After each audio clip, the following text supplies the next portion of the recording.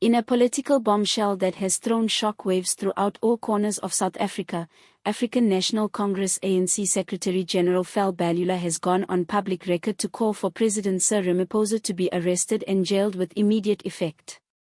Mbalula, once one of Ramaphosa's most ardent supporters, is now the most vocal voice calling for the president to fall. In a crowded press conference in Pretoria today, Mbala's voice echoed with conviction that left the nation ago. Enough is enough. We can no longer pretend. The ANC cannot be held hostage by one man's greed, silence, and dubious operations. President Ramaphosa must be arrested, investigated, and removed. We owe this to the people of South Africa.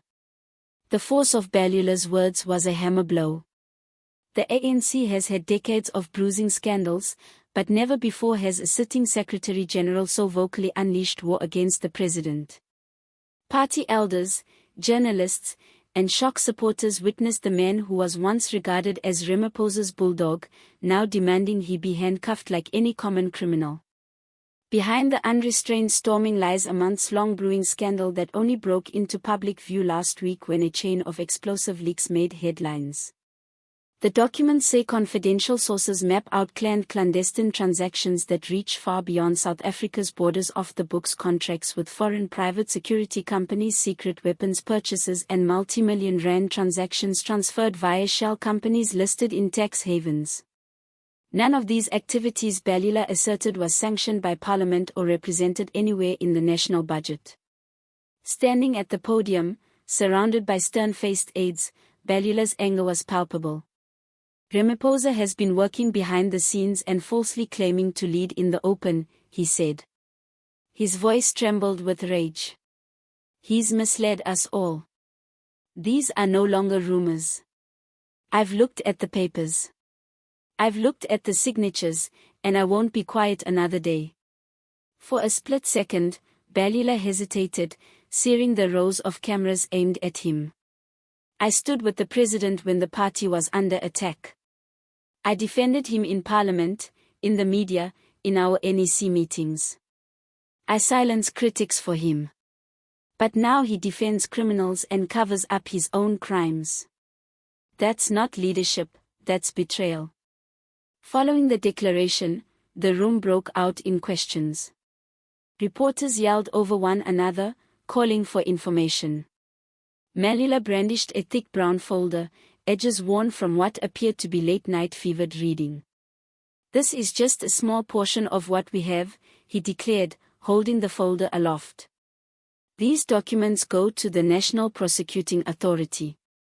Today I am requesting in writing a full criminal probe of Ramaphosa's behavior, abuse of office, obstruction of justice, and financial misconduct.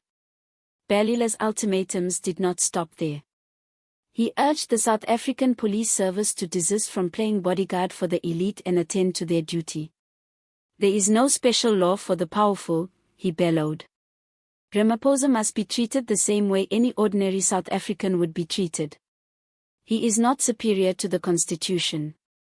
No one is. This bombshell news falls on a party that is already buckling under the strain of scandal.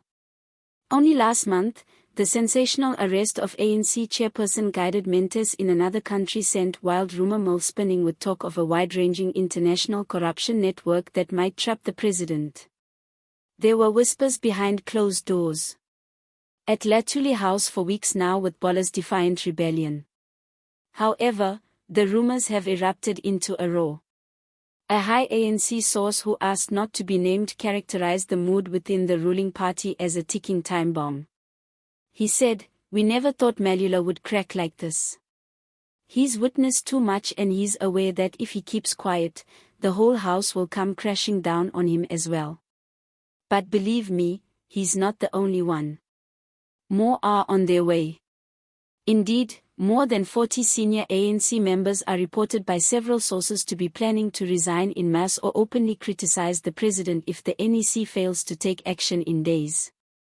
Some are even reported to be writing statements of no confidence and impeachment motions that may reach Parliament within a week. South African social media melted down within minutes of Mbalula's press briefing. The hashtag Ramaphosa Go was trending #1 across the country as thousands demanded that the president resign right away.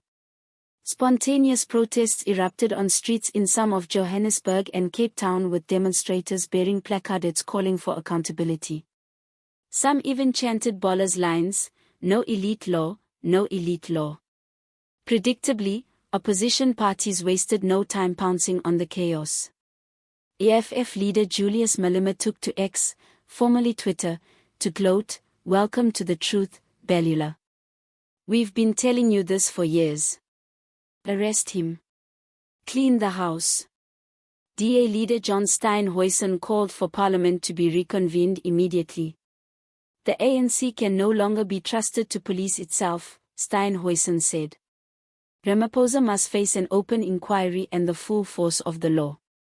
But not everyone is buying Mbula's intentions. Political observers and critics note that for years he was one of Ramaphosa's most vocal champions, while frequently bullying journalists and opposition MPs who had questioned corruption. "It's convenient." Political commentator Thandi Molev said he kept his mouth shut when it was useful. Now that the ship is going down, he's the first rat to abandon it. Let's not forget he has his own ambitions. For Ramaphosa, who so far has endured an uncomfortable public tranquility, the coming days hold out to be the greatest challenge of his life. A brief statement from the president's office late yesterday afternoon declared that he categorically denies all allegations and will fully cooperate with any legal investigation. The statement further indicated that the leaks were fabrications by enemies of progress and unity, but was short of commenting on the very charges Mbalula listed. Meanwhile, Parliament will call Ramaphosa to an emergency questioning of the leaked papers and the whirlwind of accusations. The ANC National Executive Committee itself is also coming under intense pressure to meet in an emergency crisis session within 72 hours. Mbalula himself was adamant as he stepped down from the podium. "If the NEC does nothing, then the people will act on their own and we won't be able to stop it," he intoned ominously. As dusk fell on Pretoria, speculation ran rampant that Ramaphosa's inner circle is frantically trying to stem defections and extract loyalty commitments from faltering allies. Desperate backroom deals are already being made, some insiders say. Cabinet positions promise threats of exposure, even bribes, anything to prevent the walls from falling over the night. Whether this is the time that South Africa's governing party splits itself apart or finally makes an honest start is yet to be determined.